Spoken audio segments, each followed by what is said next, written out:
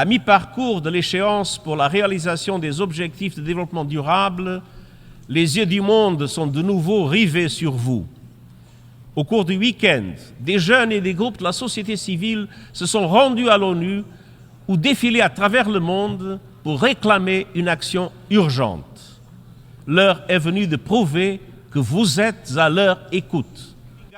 Agir maintenant et agir ensemble, c'est le message qu'a voulu faire passer Antonio Guterres, alors que plusieurs chefs d'État de puissance économique n'ont pas fait le déplacement cette année. Le secrétaire général des Nations Unies a tenu à rappeler dans ses 2 discours prononcés en ce début de semaine l'urgence à relever les défis communs et à sommer les États membres à redoubler d'efforts dans un contexte géopolitique en crise. En clôture du sommet des ODD, il a fourni une liste concrète des tâches à accomplir. Non seulement il est urgent de le rappeler, mais je crois surtout qu'il est urgent d'agir. C'est un petit peu la conclusion à laquelle nous sommes arrivés à l'issue de ce sommet sur les ODD, qui était effectivement important puisqu'on est un peu au milieu de l'analyse et de la réflexion et on se rend compte que manifestement on n'y est pas encore. Donc un message à la fois un constat et aussi un message qui tente à redoubler d'efforts et à sensibiliser l'ensemble des États sur la nécessité de se mettre en marche et d'atteindre les objectifs que nous nous sommes fixés en termes d'ODD. Au début du sommet, les États ont adopté une déclaration politique dans laquelle ils décident d'intensifier les efforts pour atteindre les objectifs de développement durable. Le chef de l'ONU les a encouragés mardi à transformer leur soutien à la relance des ODD en investissement réel dans les pays en voie de développement et indiqué vouloir atteindre au moins 500 milliards de dollars par an pour le développement durable. L'humeur ici aux Nations Unies, à la veillée de cette Assemblée générale, était un petit peu au pessimisme sur un ensemble de sujets qui ont du mal à avancer. C'est le cas un petit peu des objectifs de développement durable qui sont loin, malheureusement on est loin dans plusieurs pays sur la réalisation de ces objectifs à l'horizon 2030.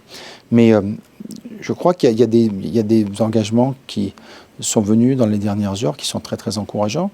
Tous nos engagements en matière de santé, d'éducation, d'aide à l'enfance, nous devons être de bons partenaires pour les pays et lorsqu'il faut venir en aide, la principauté répond toujours présent.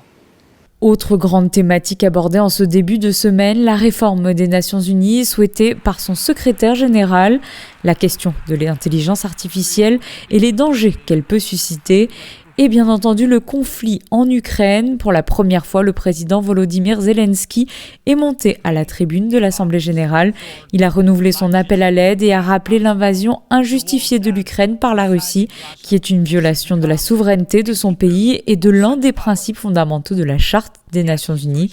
Il s'est exprimé ensuite peu avant le prince souverain dans la salle du Trusteeship pour le sommet des ODD. Le débat général se poursuit, lui, jusqu'à mardi au siège des Nations Unies à New York.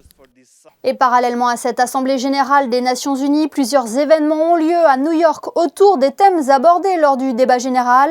Le prince Albert II a par exemple pris part au Earth Shot Prize Innovation Summit à l'Hôtel Plaza.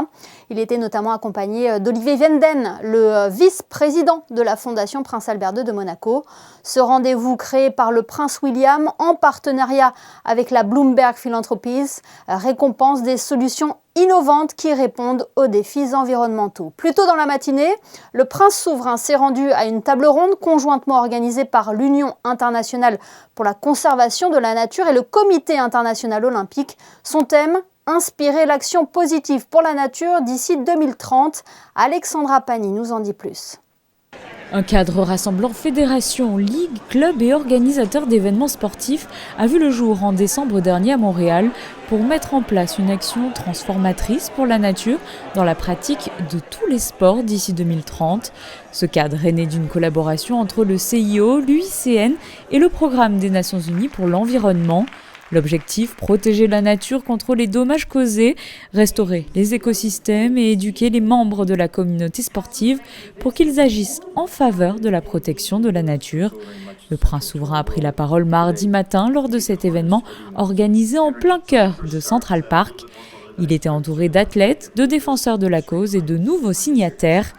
Il a pu échanger notamment avec la championne de haut niveau des Nations Unies sur les changements climatiques pour la COP28 et présidente de l'UICN, Razan Khalifa Al-Mubarrah, la navigatrice Donna Bartarelli ou encore des membres du comité olympique.